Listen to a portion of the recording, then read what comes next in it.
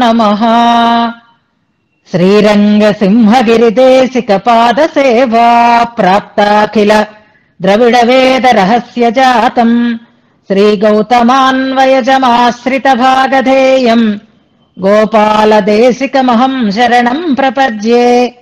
వాధూలాన్వయ సంజాతమప్పలార్యతనూభవం గోపాలాచార్య సచ్ఛాత్రం వందే వెంకటదేశికం. శ్రీవాత్స్య వరదాచార్య పౌత్రం తత్పద సంశ్రయం తాతార్యతనయం వందే రఘునాథాహ్వయం గురుం. కాశ్యపాన్వయ సంజాతం నారాయణ పదాశ్రితం శ్రీమన్నారాయణం వందే యతీశ్వరశ్రియాజుషం. సద్గ్రంథాధ్యయన సంగోష్ఠిని ఈనాటి వ్యాసంగానికి సాదరంగా ఆహ్వానిస్తూ కలిసి ప్రార్థన చేసుకుందాం. శ్రీశైలేసేత్యాది ప్రణతోస్మి నిత్యం எய்தற்கரியமறைகளை ஆயிரமின்தமிழால் செய்தற்குலகில் வரும் சடகோபனை சிந்தையுள்ளே பெய்தற்கிசையும் பெரியவர் சீரை உயிர்களெல்லாம் உய்தற்குதவும் இராமானுசன் எம்முரு துணையே. ஏறார் மதுர கவியுவ்வுலகில் வந்துதித்த சீராரும் சித்திரையில் சித்திரை நாள் பாருலகில் மத்துள்ள ஆழ்வார்கள் வந்துதித்த நாள்களிலும் உத்ததெமக்கென்று நெஞ்சேயோர் வாய்த்த திருமந்திரத்தின் மத்திமமாம் பதம் போல் சேர்த்த மதுர கவிசைகளையை ஆர்த்த புகழ் ஆரியர்கள் தாங்கள் அருளிச்சியல் நடுவே சேர்வித்தார் தாத்பரியம் தேர்ந்து. ஹஸ்தஸ்ததாளத்விதயம் பிரபத்யே சடாரி வாக்வியாசமுதார கீர்த்திம் మాధుర్య సంశ్లిష్ట కవిత్వయుక్తం మహత్వ సంభావిత బుద్ధితత్వం. అష్టాక్షరీ మహిత మంత్ర సుమధ్యభూత వర్ణద్వయం నమ ఇతీడ్యము సంతి యద్ధి తద్వత్ ప్రభావి మధురం కవివర్య గీతం సుస్నిగ్ధ గ్రంథిభర రజ్జు సునామధేయం. ఈనాటి గోష్ఠికి స్వాగత వచనాలను తెలియజేస్తూ నిన్నటి పాఠ్యాంశాన్ని మననం చేసినటువంటి గీతని మనసారా అభినందిస్తున్నాను. డిస్టర్బెన్స్ వస్తే ఎలా ఏకాగ్రత చెడుతుంది అనడానికి వాళ్ళ రోజే నిదర్శనం. శ్రద్ధగా చెప్పాలని తను సిద్ధపడింది. మంచిగా విషయాలను ఇవాళ మరిన్ని కొత్త విషయాలను చెప్పుకుందాము అని మనందరం కూడా సిద్ధపడ్డాం. కానీ చిన్న ఆటంకం కలిగింది. దానివల్ల ప్రధానంగా సమయం మనకి కాస్త వ్యర్థమైపోయింది. అయినా వీలున్నంత వరకు ఉదయం నుంచి కొంచెం డిస్టర్బ్డ్ గానే ఉంది. ఎంతవరకు సహకరిస్తే అంతవరకు మనం ఈనాటి కార్యక్రమాన్ని కొనసాగించుకుందాం. ముందుగా గీత మననం చెయ్యటం, ఆమెను అభినందించటం, మంగళాశాసనం చేయటం. ఈ మధ్యనే వరదరాజస్వామి సన్నిధిలో, పెద్దల సన్నిధిలో ఈ రూపమైనటువంటి వాక్ కైంకర్యాన్ని చేసి పెద్దల మన్ననకి కూడా పాత్రమైంది ఆ అమ్మాయి. ఇంతకు ముందు తాను ఈ ప్రవృత్తిలో ఉండేటటువంటి ఆసక్తి కంటే ఇప్పుడు మరింతగా ఆసక్తి పెరుగుతుంది భాగవత మంగళాశాసన బలంతో. గోష్ఠి ప్రతినిధిగా ఆనాడు ఆ పిల్ల అక్కడ చేసినటువంటి ఆ మననం అందరినీ అలరించింది. మళ్ళీ ఈ దివ్య ప్రబంధ అర్థానుసంధానంలో ఇవాళ ఈ మననం చేసింది. మొత్తం నిన్న మనం చెప్పుకున్నటువంటి ప్రార్థన సంబంధమైనటువంటి పాసురాలలో, శ్లోకాలలో విషయాన్నంతటినీ చెప్పింది. నిన్నటి పాఠ్యాంశాన్ని మననం చేయడానికి సాహసించడం కొంచెం కష్టం. ఎందుకంటే ఒకే విషయం మీద సాగినది కాదు కాబట్టి అన్నిటినీ అవగతం చేసుకుని చెప్పాలి అంటే కొంచెం మరింతగా కృషి చేయాలి. అలా కృషి చేసే స్వభావం ఉంది అని ఇవాళ మననం ద్వారా తెలియజేసుకుంది. అర్థాన్ని చక్కగా వివరణ చేసింది. చిన్న చిన్న దోషాలైతే ఇవాళ ఉన్నాయి. కొంచెం 3-4 దోషాలు వచ్చాయి. వాటిని సరిదిద్దుతాను. ఎందుకంటే ఈ పాసురాలు, శ్లోకాలు కూడా నిత్యం అనుసంధానంలో లేనివి కాబట్టి దోషాలు వచ్చాయి. కానీ వాటిని సరిదిద్దుకోవాల్సిన అవసరం అయితే తప్పనిసరిగా ఉంది కాబట్టి దోషాలు దిద్దుతాను. మొదటిది, మమ మద్భక్త భక్తేషు ప్రీతిరభ్యధికా మత అని ఉంటుంది, లేదా ప్రీతిరభ్యధికా భవేత్ అని ఉంటుంది. కానీ గీత అనుసంధానంలో అభ్యధికః అని తర్వాత ఇంకో పదం ఏదో అంది. అది ఆ పాఠాంతరం ఏముందో నాకు తెలియదు. అది తర్వాత కరెక్ట్ చేసుకుంటుంది. ఇక్కడ కరెక్ట్ చేసుకోవాల్సినది తర్వాత పదం కాదు. తర్వాత పదంలో పాఠాంతరాలు ఉన్నాయి. కానీ ప్రీతి అభ్యధికః అని అనకూడదు. అభ్యధిక అనే ఉండాలి ఎక్కడైనా సరే. అభ్యధిక అది ప్రీతి అనేది స్త్రీలింగం. మీకు గుర్తుండడానికి చెప్తాను. మనం నిత్యం తిరువారాధన చేసుకున్నప్పుడు యా ప్రీతిర్విదురార్పితే మురరిపోహ కుంచ్యర్పితే యాదృశీ అనేటటువంటి ఒక శ్లోకం మనం నిత్యం చదువుకుంటాం కాబట్టి చెప్తున్నారు. యా ప్రీతి అని ప్రారంభమవుతుంది. ఆ యా అనేది స్త్రీలింగాంతం. మనం పంచస్తవాలు చదువుకున్నప్పుడు యహ, యం, యా, ఏన ఈ పదాలన్నీ మనం ప్రాక్టీస్ చేసేవాళ్ళం. అంచేత అది స్త్రీలింగాంతం కనుక ప్రీతి అభ్యధిక అని దీర్ఘాంతంగా ఉండాలి. అది మొట్టమొదటి సవరణ. అలాగే రెండవది మనకి అరుళిచ్చెయల్ వడువే అనంది. అరుళిచ్చెయల్ నడువే. నడువే అంటే మధ్యని అని అర్థం అన్నమాట. అరుళిచ్చెయల్ నడువే సెర్వితార్. నడువే మధ్యని. వాలా కనిపించుంటుంది, లేక ప్రింట్ అక్కడ తప్పు పడిందో ఏమో. నడువే. అందుకే కదా మనం మళ్ళీ అర్థాలని చెప్పుకుంటున్నాము. మనకు అర్థం స్ఫురిస్తే అప్పుడు వడువేవా నడువేవా అనే దాని మీద క్లారిటీ కూడా ఇంకా క్లియర్ గా ఉంటుంది. అరుళిచ్చెయల్ నడువే సెర్వితార్ అనేది సరిదిద్దుకోవాలి. నడువే అనేది మధ్య అనేటటువంటి పదం అన్నమాట అక్కడ. అలాగే ఆరత్త, సీరత్త అని చదవకూడదు. రా ఎప్పుడు పూర్తిగా చదవకూడదు అక్కడ. ఆర్త, సీర్త అని రా కింద తావత్తు ఉన్నట్టుగా మనం అనుసంధానం చేయాలి. రాని మనం అచ్చుతో కలిపి చదవకూడదు అనమాట. అక్కడ పొల్లు ఉంది, దాని కింద తావత్తు ఉంది. ఆర్త పుగళ్ సీర్త కలయై ఇలాగా ఆర్త, తీర్త, సీర్త ఇలాగ మనం అనుసంధానం చేయాలి. తప్పు కాదు, కానీ ఇంకొంచెం స్పష్టత ఉంటుంది ఆర్త అని అనుసంధానం చేస్తే. ఇక మరొకటి సరి అయిన అంటే తప్పనిసరిగా సర్దుకోవలసినటువంటి అంశం ఇంకొకటి ఏది అంటే సుస్నిగ్ధ గ్రంథిభర రజ్జు. స్నిగ్ధ అనేది పదం అక్కడ. సుసిగ్ధ ఆ సా కింద ఒత్తు వినపడలేదు గీత అనుసంధానంలో.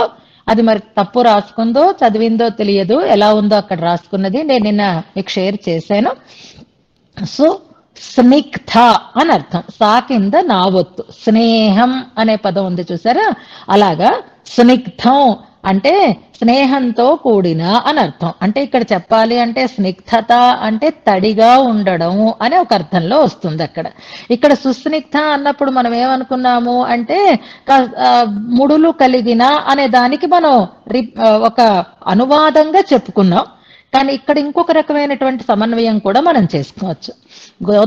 యశోదమ్మ శ్రీకృష్ణుణ్ణి కట్టింది అని అంటే మనకి అతిమానుష స్తవం మొదలైన వాటిలో మనం చదువుకున్నాం. ప్రేమ్నాథ దామ పరిణామజుషా బబంధ అంటారు. ఆ దామము ప్రేమ అని చెప్పబడుతుంది. ప్రేమ అంటేనే స్నేహము అని అనుకుంటే సుస్నిగ్ధ అనేది స్నేహంతో కూడిన అనే అర్థంలో అన్వయం చేసుకోవచ్చు. లేదా ఈ స్నిగ్ధత అనే దానికి మరొక అర్థం కూడా చెప్తారు. కొంచెం కోర్స్గా ఉండడం అన్నమాట. అంటే కొంచెం రఫ్గా ఉండడం, అంటే మనం ముళ్ళు కలిగిన గుచ్చుకునేటట్లుగా ఉండడం అనే అర్థంలో చెప్పుకుంటే అది ఇక్కడ ఇంకా కరెక్ట్ గా సరిపోతుంది. సుస్నిగ్ధ గ్రంథిభర రజ్జు అని. అది ముళ్లతో కూడినది, సూక్ష్మంగా ఉంది అని అక్కడ అన్నారు. ఇది కాస్త రఫ్ గా ఉంది, అంటే గుచ్చుకునేటట్లుగా ఒరుసుకునేటట్లుగా ఉంది. సన్నగా ఉన్నా ఒరుసుకుంటుంది, లేదా రఫ్ గా ఉన్నా గుచ్చుకుని చర్మం ఇబ్బంది పడేటటువంటి అవకాశం ఉంటుంది. కాబట్టి ఇక్కడ పదం మాత్రం సుస్నిగ్ధ. స్నిగ్ధ అనేది పదం అనుసంధానంలో తేడా వచ్చింది. అందుకని జాగ్రత్తగా వాటిని రెండింటినీ కూడా సమన్వయం చేసుకోవాలి. అభ్యధిక అన్న చోట, స్నిగ్ధ అన్న చోట, నడువే అన్న చోట తప్పనిసరిగా కరెక్ట్ చేసుకోవాలి.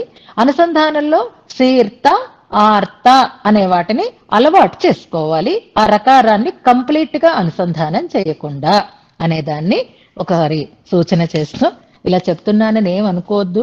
మీరు బాగుండాలి, మీరు మంచిగా నేర్చుకోవాలి, మీరు సుస్పష్టంగా అనుసంధానం చేయాలి.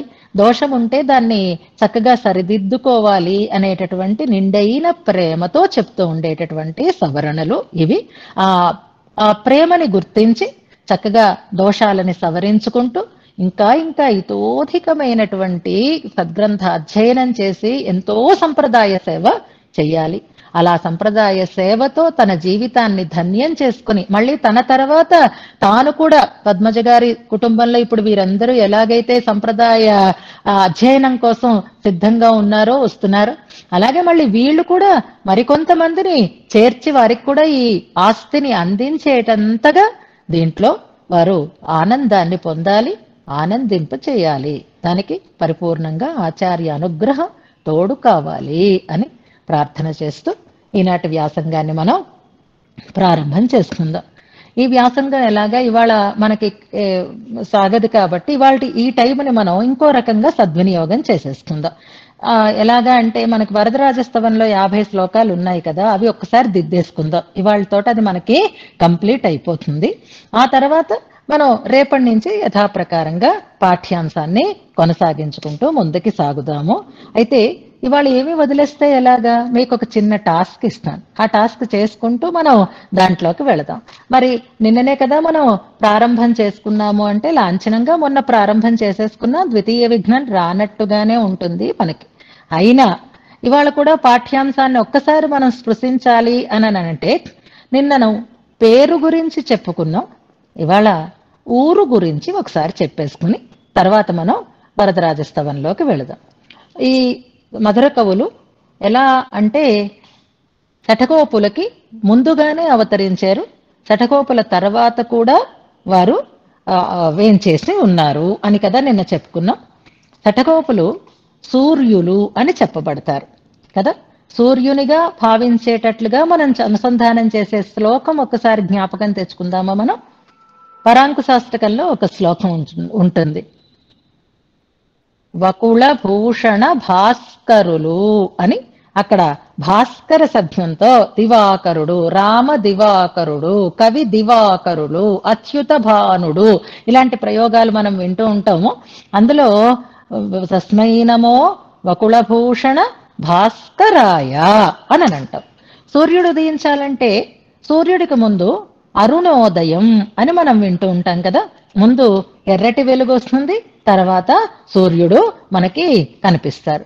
అలాగే వకుళభూషణ భాస్కరుల యొక్క అవతారానికి ముందుగా ఉదయించినటువంటి అరుణోదయం లాంటిదే మధుర కవుల యొక్క అవతారం అని మనం భావన చేస్తుందాం. మహానుభావులు ఎవరైనా ఏం చేస్తున్నారు అంటే వారి రాకని తెలియచేసేటట్లుగా ముందుగా ఎవరైతే వారి వైభవాన్ని తెలియచేస్తూ ముందు వస్తారో అలాగే ఈ మధుర కవులు కూడా వకుళభూషణుల కంటే ముందుగా వేంచేశారు ఈ లోకంలోకి అని అనుకుందాం. అయితే అలాగే భగవద్ రామానుజుల వారి కంటే ముందుగా ఈ లోకంలోకి వేంచేసినటువంటి ముఖ్యములైనటువంటి శిష్యులు మన కూరతాళ్వాన్. వారు కూడా రామానుజుల వారి కంటే ముందుగానే అవతరించారు. కాకపోతే మధుర కవులలో ఉండేటటువంటి మరొక గొప్పతనం, వారికి ఉండేటటువంటి మరొక గొప్పతనం ఏమిటి అంటే భగవద్ రామానుజులకి సమకాలీకులై ఉన్నటువంటి కూరతాళ్వాన్ రామానుజుల వారి కంటే ముందుగానే పరమపదానికి వేంచేశారు. మనం పంచస్తవాలు చెప్పుకున్నప్పుడు ఆ విషయాలని చాలాసార్లు మనం చెప్పుకున్నాం. కానీ ఇక్కడ వకుళభూషణులు వారు పరమపదానికి వేంచేసిన తర్వాత వారి వైభవాన్ని లోకంలో స్థిరపరిచిన తర్వాత పరమపదానికి వేంచేసినటువంటి మహానుభావులు మనకి మధుర కవులు అని చెప్తారు. ఇది వీరికి ఉండేటటువంటి అంటే ఆచార్య సేవా భాగ్యంలో ఆచార్యులు వేంచేసి ఉన్నప్పుడు ఆచార్యుల తదనంతరం కూడా వారి మూర్తిని ప్రతిష్ఠించడం, వారి కీర్తిని చక్కగా చాటి చెప్పగలిగేటటువంటి అదృష్టాన్ని పొందినటువంటి మహానుభావులు మనకి మధుర కవులు అని అదొకటి వారికి ఉండేటటువంటి ఒక ప్రత్యేకతగా మనం చెప్పుకుందాం. ఇంకా ఆచార్యుడు శిష్యుడు అనేసరికల్లా ఆచార్యునికి పాదస్థానీయుడు శిష్యుడు అని మనం చెప్పుకుంటూ ఉంటాం కదా. ఆచార్య శ్రీపాదములే శిష్యుడు. నిన్న మనం శఠగోపరంధాదిలో ఒక శ్లోకాన్ని ఒక పాశురాన్ని చెప్పుకున్నాం. అందులో ఆయన మధుర కవులని అనుసరించి ఒక అందాదిని 100 పాశురాలతో అనుసంధానం చేశారు అన్న పాశురం మనకి ఒక పుస్తకంలో కూడా ఉంది అని చెప్పుకున్నాం. అందులో ఒక పదప్రయోగం ఉంటుంది చూడండి, పొన్నడి ఉత్తు అనేటటువంటి ఒక ప్రయోగం ఉంటుంది. ఆ పొన్నడి అనే పదం మనం తీసుకుందాం. పాశురం మీరు తర్వాత చూడండి, ఇప్పుడు మనకి ఎక్కువ సమయం లేదు. శఠగోపర్ పొన్నడి అనే దాన్ని మనం తీసుకుందాం. ఆయన యొక్క పాదాన్ని ఉత్తు అని పాదములను పొంది అని అంటారు. అక్కడ మధుర కవులు వెళ్ళి శఠగోపులని సమీపించి వారి ద్వారా వారి అనుగ్రహాన్ని పొంది వారి పాదాలని ఆశ్రయించారు అని అక్కడ మనం సమాధానం చెప్పుకున్నాం. ఇప్పుడు మీకు కొన్ని మంచి విషయాలు గుర్తు పెట్టుకోవాల్సిన అంశాలు చెప్తాను నేను. మనకి ఏ సన్నిధిలోకి వెళ్ళినా శఠారి శఠారి అని తీర్థంతో పాటుగా ఇవ్వడం అనేది ఉంది. ముఖ్యంగా మీలాంటి స్వాతి, గీత ఇలాంటి వాళ్ళ కోసం చెప్తున్నాను. పెద్దలకి తెలుస్తుంది, విని అలవాటు ఉన్న వాళ్ళకి తెలుస్తుంది, కానీ మీలాంటి వాళ్ళు గుర్తుపెట్టుకొని మళ్ళీ కూడా చెప్పడానికి చెప్తున్నాను అనమాట. శఠారి అని ఎందుకు వచ్చింది అంటే భగవంతునికి పాదస్థానీయులు శఠగోపులు కనుక, వారి పొన్నడి శఠగోపులు కనుక శఠారి అని దాన్ని అంటాము అని. శఠగోపులనే స్వామి యొక్క పాదాలుగా భావించి ఆ పాదాలని శిరసావహిస్తాము అనేది అందరికీ తెలిసినటువంటి విషయమే. మరి అలాంటి శఠగోపుల యొక్క పాదస్థానీయులు ఎవరు అనే దాన్ని మనం ఒకసారి ఆలోచన చేస్తే నిస్సందేహంగా ఒక క్రమంలో, సంప్రదాయ క్రమంలో భగవంతుడు, మనకి నమ్మాళ్వార్లు, తర్వాత భగవద్ రామానుజులు అని చెప్తారు. ఇదొకటి పరంపర మనకు ఉంటుంది. అంటే తిరువరంగ పొన్నడి అని వచ్చినప్పుడు ముందుగా రంగనాథుడు, మధ్యలో శఠగోపులు, కిందని భగవద్ రామానుజులు ఉంటారు.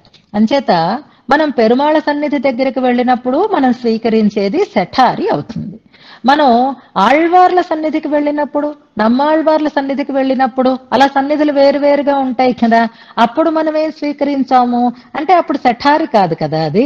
ఎందుకంటే వారి పాదాలు పెరుమాళ సన్నిధిలో లభిస్తాయి. మరి వీరి దగ్గరికి మనం వెళ్ళినప్పుడు ఏమనాలి దాన్ని అంటే ఇరామానుషన్ అని అంటారు. అప్పుడు ఇరామానుషన్ అని దాన్ని రామానుజుల వారి పాదాలుగా స్వీకరించటం అనేది ఒకటి సాధారణంగా వస్తూ ఉంటుందన్నమాట. కానీ మనం ఒకసారి చెప్పుకున్నాం, మీకు గుర్తుందో లేదో, మనకి భూతం సరస్య మహదాహ్వయ భట్టనాథ అనేటటువంటి ఒక శ్లోకం ఉంది. పొదుత్తనీయంలో మనం అనుసంధానం చేస్తాం. ఎవరు అందించారు ఆ శ్లోకాన్ని? భట్టరు వారు మనకు అందించారు అని మనం చెప్పుకున్నాం. అందులో మధుర కవుల గురించి చెప్పినటువంటి మాట యతీంద్ర మిశ్రాన్ అనేటటువంటి చోట యతీంద్ర మిశ్రాన్ ఒక పదంగాను, యతీంద్ర మిశ్రాన్ అని రెండు పదాలుగాను విడతీసుకుంటే అక్కడ మధుర కవులు చెప్పబడుతున్నారు, పన్నిద్దరాళ్వార్లని చెప్తోంది అని. అలాగే శ్రీ అనే పదంతో ఆండాళ్ళమ్మ వారు చెప్పబడుతున్నారు అని మనం అక్కడ చెప్పుకుంటాం. ఆ శ్లోకంలో 10 మంది, 12 కూడా చెప్పబడుతున్నారు అని అంటారు. అదే అవయవ స్థానంగా కూడా చెప్తారు. ఎవరు ముఖము, ఎవరు ఇది అనేది పెరియాళ్వార్ల పల్లాండు చెప్పుకున్నప్పుడు మనం చెప్పుకున్నాం. అందులో పాదస్థానీయులుగా యతీంద్రులని చెప్పారు, మధుర కవులని కూడా చెప్పారు. అది గుర్తుపెట్టుకోండి. మధుర కవులు శఠగోపుల యొక్క పాదస్థానీయులే. అందుకే పొన్నడి ఉత్తు అన్న చోట శఠగోపుల యొక్క పాదార విందములు అనంటే మనం ఎవరిని చెప్పుకోవాలి? మధుర కవులు అని తలవచ్చు, భగవద్ రామానుజులు అని కూడా అనొచ్చు. కానీ సాధారణంగా ఈ రామానుషన్ అని అంటారు. కానీ మధుర కవులని కూడా నమ్మాళ్వార్ల యొక్క పాదారవింద స్థానీయులుగా, పాదములుగానే భావించేటటువంటి ఒక పద్ధతి ఉంటుంది. ఇప్పుడు మనం వారి ప్రబంధం చెప్పుకుంటున్నాం కాబట్టి ఈ విషయాన్ని మనం జ్ఞాపకం పెట్టుకోవాలి. అలాగే నిన్న మనం అనుకున్నాం మధుర కవి దాసులు అని. వీరందరికీ వేరువేరే ఎలాగా సన్నిధులు ఉండవు కాబట్టి ఆనందాళ్వాన్ గురించి మనం నిన్న చెప్పుకున్నాం. ఎందుకు మధుర కవి దాసులు అని ప్రసిద్ధి వచ్చింది అంటే అదే మాసంలో, అదే నక్షత్రంలో వారు అవతరించారు కనుక అని మనం నిన్న ఒక సమన్వయాన్ని చేసుకున్నాం. అంతేకాకుండా మరొక పద్ధతిలో కూడా మధుర కవి దాసులు అని వారిని అంటారు. ఎలాగా అంటే మధుర కవులు ఎలాగైతే ఆచార్య నిష్టని కలిగి ఉన్నారో అనంతాళ్వాన్ కూడా అలాగే ఆచార్య నిష్టని కలిగి ఉంటున్నారు. తిరువేంకటముడయాన్ సన్నిధిలో దివ్య ప్రబంధానుసంధానానికి భగవద్ రామానుజులు కొన్ని ఏర్పాట్లని చేసి ఉన్నారు. అలా భగవద్ రామానుజులు ఏర్పాటు చేసినప్పుడు దివ్య ప్రబంధానుసంధాన క్రమం ఎలా ఉండాలో వారు చెప్పారు. ఆ దివ్య ప్రబంధానుసంధాన క్రమంలో ఆనందాళ్వాన్ అనుభవపూర్వకంగా కన్నిన సిరుత్తాంబుని తిరువాయుముషి అనుసంధానం చేసిన తర్వాత చేస్తూ ఉండేవారట. అందుకని వారు ఆచరణలో కూడా అలా పెట్టారు కాబట్టి వారిని మధుర కవిదాసులు అని అంటారు అని కూడా మనకి తిరుమల సమయాచారాలలో చెప్పి ఉంటారు. ఇప్పుడు మనం భగవద్ రామానుజుల సన్నిధికి వెళ్ళి మనం ఆ పాదాలని స్వీకరించాలి అంటే అప్పుడు కూడా మనం శఠారి అని అనకూడదు కదా. అప్పుడు కూడా శఠారి ఎలా అవుతుంది? అదే కేవలం పెరుమాళ దగ్గర అయితేనే శఠారి అవుతుంది. ఆళ్వార్ల దగ్గర అయితే ఈ రామానుసన్ అవుతుంది, మధుర కవులు అని కూడా మనం భావన చెయ్యాలి అని చెప్తున్నాము. ఇప్పుడు రామానుజుల వారి సన్నిధిలోకి వెళితే అనంటే అప్పుడు ప్రధానంగా ముదలియాండాన్ అని అంటారని మనం చెప్తున్నాం. అందుకే అక్కడికి వెళ్ళిన తర్వాత శఠారి తీసుకున్నారా అని అనకూడదు, ముదలియాండాన్ అయిందా అని అంటారు పెద్దలందరూ. కావాలంటే గమనించండి మీరు, ముదలియాండాన్ అయిందా అని అంటారు. అంటే ముదలియాండాన్ వారికి పాదస్థానీయులు. ఎలా మీరు చెప్తారు అంటే మీరు ప్రమాణం చూపించాలి. పాదుకే యతిరాజస్య కథయంతి యదాఖ్యయా. మనం ధాటి పంచకం అనుసంధానం చేస్తాం కదా, అప్పుడు వారి తనీయాన్ని అనుసంధానం చేస్తాం, వారిని పాదుకలు అని మనకి చెప్తూ ఉంటాం. కాబట్టి అందులో పాదుకలు అని మనం వారినిగా మొదలయాండాన్గా చెప్తాను. ఇప్పుడు ఇంకొక విశేషం చెప్తాను. ఎలాగైతే శఠగోపుల పాదకులు భగవద్ రామానుజులు అని మనం అనుకుంటున్నామో అలా కాకుండా మధుర కవులు కూడా అని చెప్తున్నామో, రామానుజుల పాదుకలు మొదలయాండాన్ అని ప్రసిద్ధి. అది కాకుండా తిరుమలలో రామానుజుల వారి సన్నిధిలో ఉండేటటువంటి రామానుజ పాదస్థానీయులుగా అనంతాళ్వాన్ని చెప్తారు. అనంతాళ్వాన్ కూడా భగవద్ రామానుజుల పాదస్థానీయులు అని మనం గుర్తించాలి.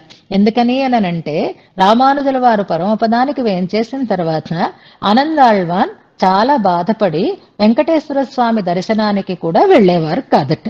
అప్పుడు తిరువేంకటముడయాన్ వారిని పిలిపించుకొని, మీకంటే నాకు ఎక్కువ విచారం, మీరెందుకు అలా బాధపడతారు అని అడిగారట. అడిగితే, అవును కానీ మా గురువు గారిని నీ దగ్గరికి తీసుకెళ్లిపోయావు, నేను ఈ బాధని భరించలేకుండా ఉన్నాను, నా మనస్సుకి ఊరట కలగాలి అంటే నేను అడిగిన పని నువ్వు చేస్తానంటే మళ్ళీ నేను నీ సేవకు వస్తాను అన్నారట అనంతాళ్వాన్. ఏం చెయ్యమంటావు అనంటే అప్పుడు మా రామానుజ వైభవాన్ని కీర్తనం చేసినటువంటి ఇరామానుసనోత్తందాదిని కూడా నువ్వు వినాలి అని ఆయన అభ్యర్థించారట. పరమాత్మ తప్పకుండా అలాగే అన్నాడు. అంచేత అనంతాళ్వాన్ పన్నినేశ్వరుత్తాంబును అనుసంధానం చేసేవారు. ఆ రామానుజుల వారు పరమపదించిన తర్వాత ఇరామానుసనోత్తందాదిని కూడా ఆ మర్నాడు అనుసంధానం చేసేటటువంటి ఒక వ్యవస్థని ఏర్పాటు చేశారు. అంతేకాకుండా అక్కడ రామానుజ సన్నిధిని ఏర్పాటు చేసిన వారు వారే. ఆ రామానుజ సన్నిధిలో అందుకునేటటువంటి పాదస్థానీయులుగా చెప్పబడేటటువంటి వారు కూడా అనంతాళ్వాన్ అని చెప్పబడతారు. ఇది మధుర కవులకి అనంతాళ్వాన్కి ఉండేటటువంటి సామ్యతలో మరొక విశేషంగా గుర్తుపెట్టుకోండి. అంచేత ప్రతి చోట సెఠారైంది అని మనం అనుకోవలసినటువంటి అవసరం లేదు. ఇక తాయార్ల సన్నిధిలో సెఠారి వేరే ఉండదు, అమ్మవారు వేరు స్వామి వేరు అనేటటువంటి భావనే ఎక్కడ మనకి ఉండదు. అమ్మవారి పాదాలైనా స్వామివారి పాదాలైనా దివ్య దంపతులు శ్రీమన్నారాయణ చరణవు శరణం ప్రపంచే అని అంటారు. కాబట్టి అమ్మ సన్నిధికి స్వామి సన్నిధికి ఏ రకమైనటువంటి తేడా ఉండదు. కానీ తర్వాత వారు దాసకోటిలోకి చెందుతారు కాబట్టి వాళ్ళ దగ్గర మళ్ళీ మనం శఠారి అనంటే శఠకోపుల యొక్క వైభవాన్ని మనం అవగాహన చేసుకొని వాళ్ళం అవుతాం. కాబట్టి ఈ వివరాలను మనం తెలుసుకుందాం. అలాగే మా మధుర కవులు అవతరించినటువంటి ఆ ఊరు గురించి మనం చెప్పుకోవాలి అంటే మళ్ళీ మనం ఉపదేశ రచనమాలలో ఉండే 33వ పాసురాన్ని బట్టి తెలుసుకోవచ్చు అని అనుకుంటున్నాం మనం. సీరార్ విల్లిపుత్తూర్ సెల్వత్తిరుక్కోళూర్ ఏరార్ పెరుంబూదూర్ అనేటటువంటి ఒక పాసురం ఉంటుంది చూడండి. అంటే వారి అవతారాన్ని వారి వైభవాన్ని చెప్పినట్టే వాళ్ళు అవతరించినటువంటి ఊరి వైభవాన్ని కూడా అలాగే చెప్తారు. ఎవరైనా బాగా ప్రఖ్యాతిని పొందిన తర్వాత ఏ సుప్రీంకోర్టు జడ్జిగానో మరొకరుగానో నియమించారు, రాష్ట్రపతిగానో ఏదో నియామకాలు అయినా అనుకోండి, అప్పుడు వాళ్ళ ఊరు పేరు గురించినటువంటి వచ్చి ఏ ఊళ్ళో పుట్టారు అంటే ఆ ఊరికి కూడా ఒక క్రెడిట్ ఎలాగైతే వస్తుందో అలాగే ఆళ్వార్లు కానీ పెరుమాళ్ళు కానీ అవతరించినటువంటి ఊర్లకి కూడా అలాంటి గొప్పతనమే ఉంటుంది. అయోధ్య అని ఎందుకంటాము అంటే రాముడు పుట్టాడు కనుక. మధుర అని ఎందుకంటాము అంటే కృష్ణుడు పుట్టారు కదా. అది మనకు అతిమానుష స్తవంలో కూడా ఆ శ్లోకం ఉంటుంది, బృందావనం కానీ యమున కానీ అంటూ భగవత్ సంబంధంతో అని చెప్తున్నారు. అలాగే మహానుభావులు అవతరించినటువంటి స్థలాలకి కూడా అలాంటి గొప్పతనమే ఉంటుంది. ప్రత్యేకించి ఆచార్యనిష్ట కలిగినటువంటి వీరు ముగ్గురు అవతరించినటువంటి స్థలాలకి ఎప్పుడూ సంపద నిండి ఉంటుంది. వాళ్లే సంపదగా వచ్చారు ఈ లోకంలోకి. వాళ్వాగ వందుదిత్త అంటారు. వాళ్ళు మనకి అంటే వాళ్ళు మన సంపద. ఆండాళ్ళమ్మ వారు కానీ, రామానుజుల వారు కానీ, మధుర కవులు కానీ మనకి లభించినటువంటి సంపద. వాళ్లే సంపద అయితే మరి అంత సంపద కలిగినటువంటి ఆ ఊరు ఎంత గొప్పదో కదా, ఆ భూమి ఎంత గొప్పదో కదా. అందుకే దానికి విశేషణాలు వేస్తూ సీరార్ విల్లిపుత్తూర్, మనకి విల్లిపుత్తూరు, సీర్మల్గు, ఆయప్పాడి అయిపోయింది కాబట్టి అది సెల్వ తిరుక్కోళూర్. ఇక్కడ చిన్న జాగ్రత్త మనం పడాలి, అందుకోసం దీన్ని నేను చెప్తున్నాను. సెల్వం మల్గు తిరుక్కోళూర్. ఈ మధుర కవులు అవతరించినటువంటి అవతార స్థానం తిరుక్కోళూర్ అనేటటువంటి దివ్య దేశం. అది కురుగూర్కి దగ్గరలో ఉండేటటువంటి దివ్య దేశం. ఇప్పుడు మనం విజయనగరం గోష్ఠి వాళ్ళు వేసుకున్నటువంటి పుస్తకం ఇది ఉంది కదా, ఇందులో ముందు పీఠికని చదివితే, మీరు చదవరు కాబట్టి నాకు బెంగలేదు, ఒకవేళ తర్వాత చదువుతారు, చదివిన వాళ్ళు కూడా ఉంటారు. తిరుక్కోవలూర్ అని పడింది. ఈ రెండిటికి భేదం గమనించండి జాగ్రత్తగా. తిరుక్కోవలూర్ అని ఒక దివ్య దేశం ఉంది, తిరుక్కోళూర్ అని ఒక దివ్య దేశం ఉంది. స్వామివారి అనుగ్రహంతో ఇప్పుడు కనీసం ఆ పేర్లైనా చాలా మందికి తెలిసినటువంటి అవకాశం ఉంది. ఈ రెండిటికి ఆళ్వార్ల వైభవంతో సంబంధం ఉంది, గుర్తుపెట్టుకోండి. తిరుక్కోవలూరుకు ఉండేటటువంటి ప్రాశస్త్యం ముదలాళ్వార్ల ద్వారా మనం తెలుసుకుంటాం. ముగ్గురు కలుసుకున్నది ఎక్కడ అంటే తిరుక్కోవలూర్ అనేటటువంటి దివ్య దేశంలో ముగ్గురు కలుసుకున్నారు అని అంటారు. అది తిరుక్కోవలూర్ అనేటటువంటి దివ్య దేశం. మధుర కవులు అవతరించినటువంటి దివ్య దేశం తిరుక్కోళూర్ అనేటటువంటి దివ్య దేశం. అది వేరు, ఇది వేరు, అది గుర్తుపెట్టుకోండి. పుస్తకంలో తిరుక్కోవలూర్ అని ఉన్నా మీరు కన్ఫ్యూజ్ అవ్వకండి, అది తిరుక్కోళూరుగా దిద్దేసుకోండి. పొరపాటున పడి ఉంటుంది, మళ్ళీ తర్వాత కన్ఫ్యూజ్ అయ్యేటటువంటి అవకాశం ఉంటుంది. కాబట్టి మధుర కవుల అవతార స్థలం తిరుక్కోళూర్ అనేది. ఇది మనకి నమ్మాళ్వార్లు మంగళాశాసనం చేసినటువంటి దశకం కూడా ప్రసిద్ధమైనటువంటి దశకమే. ఉన్నం సోరు పరుగు నీరు తిన్నం వెత్తిలయ వెల్లాం కಣ್ಣన్ అనేటటువంటి ఒక దశకంలో పుఘుమూర్ తిరుక్కోళూరే అని మా తల్లి భావనతో ఆళ్వార్ల అనుసంధానం మనకి తెలుస్తుంది. దీని గురించి రామానుజుల వారి చరిత్రలో కూడా ఒక ఐతిహ్యం మనకి పెద్దలు చెప్తూ ఉంటారు. అది కూడా మనం చెప్పుకున్నాం, మీకు గుర్తుందో లేదో. కుట్టి రహస్యాలు అని ఒక పదం ఉంది, ఒక పుస్తకం ఉంది చూసారా. కుట్టి అంటే ఒక ఆడపిల్ల, చిన్నపిల్ల అనమాట. ఆమె తిరుక్కోళూర్ పెన్బిళ్ళై అంటారు ఆమెని. భగవద్ రామానుజుల వారు ఒకసారి యాత్రగా వెళుతున్నప్పుడు ఆయన లోపలికి వెళుతూ ఉంటే, ఆ ఊరి పొలిమేరల్లోకి వెళ్ళడానికి వెళుతూ ఉంటే ఆమె పైకి వచ్చేస్తూ ఉంటే, అదేంటమ్మా అందరూ ఇక్కడ ఉండాలని కోరుకుంటే నువ్వెందుకు బయటకు వచ్చేస్తున్నావు అని అడిగితే, అప్పుడు ఆ అమ్మాయి చాలా ప్రశ్నలు వేస్తుంది భగవద్ రామానుజుల వారిని. నేను ఇలాంటి దాన్నా, నేను అలాంటి దాన్నా అని అంటూ, అవే తిరుక్కోళూర్ పెన్బిళ్ళై రహస్యాలు, కుట్టి రహస్యాలు అని మనకు ఒక గ్రంథం కూడా వచ్చింది. ఆ ఊరు అన్నమాట ఇది. అంటే అక్కడ ఉండేటటువంటి స్వామిని వైత్తమా నిధి అంటారు, అంటే నిక్షిప్త నిధి ఆయన. అలాంటి నిధి కలిగినటువంటి ఊరు తిరుక్కోళూరు.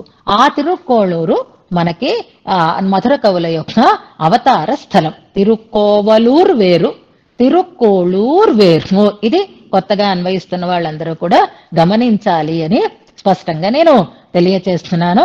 దాన్నే మనకి ఆళ్వార్లు కూడా సెల్వం మల్గు తిరుక్కోళూర్ అని అంటారు. సంపద అతిశయించేటటువంటి తిరుక్కోళూర్ అనేటటువంటి దివ్య దేశం అని కీర్తిస్తారు.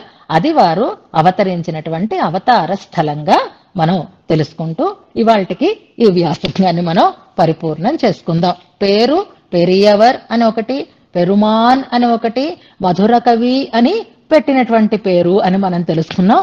ఊరు ఆళ్వార్ తిరునవగ్రకి దగ్గరలో ఉండేటటువంటి తిరుక్కోళూర్ అనేటటువంటి దివ్య దేశం అని తెలుసుకుందాం.